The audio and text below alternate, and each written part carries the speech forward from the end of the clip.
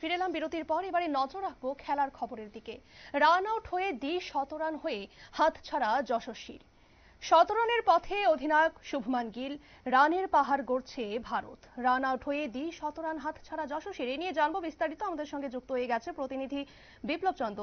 বিপ্লব, এই যে ওয়েস্ট ইন্ডিজের বিরুদ্ধে চলমান টেস্ট ম্যাচে যশস্বী জয়সওয়ালের অসাধারণ ব্যাটিং সত্ত্বেও রান আউটের কারণে শতরান হয়ে যায়, এই নিয়ে কি বলবে? দেখো, সত্যি কথা বলতে গেলে যে ওয়েস্ট ইন্ডিজের বিরুদ্ধে ভারতের দ্বিতীয় টেস্ট এবং দিল্লিতে দ্বিতীয় টেস্টে কিন্তু একটা রেকর্ডের দৌড় গড়াচ্ছিল ভারতীয় দলের অধিনায়ক, দুঃখিত ওপেনার যশস্বী জয়সওয়াল।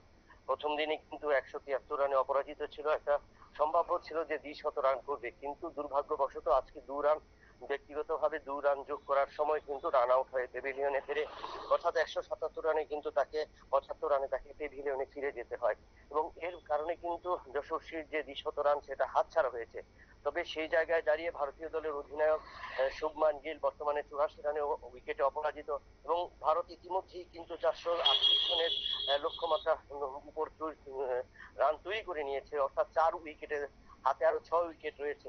তাই দ্বিতীয় দিনে বলা যায় যে ভারতীয় দল গতকালকে যেভাবে 318 রান সংগ্রহ করেছিল, আজ যদি একটা বড় রানের ইনিংস করতে পারে তাহলে কিন্তু ওয়েস্ট ইন্ডিজের কাছে কিন্তু একটা বড় চ্যালেঞ্জ থাকবে।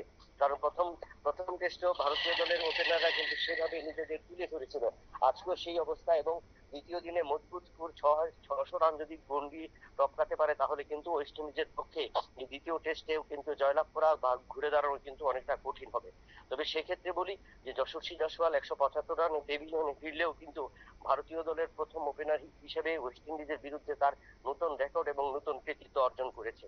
এখন দেখার বিষয় যে শুভমান গিল কতটা তৈরি করতে পারে। আর 16 রান দূরে রয়েছে তার 100 রান থেকে, এবং সেখানে যদি শুভমান গিল 100 রান করতে পারে তাহলে যেমন একটা নতুন রেকর্ড হবে এবং ভারতীয় দলের একটা মজবুত স্কোর হবে, সে বিষয়ে কিন্তু একটা বলা যায়। রিয়া, ধন্যবাদ বিপ্লব। আপনারা শুনলেন শুভমান গিল শতরানের পথে কিন্তু এবারে অধিনায়ক এবং রানের পাহাড় গড়ছে ভারত। নিয়ে নিচ্ছে ছোট্ট একটি বিজ্ঞাপন বিরতির সঙ্গে থাকুন।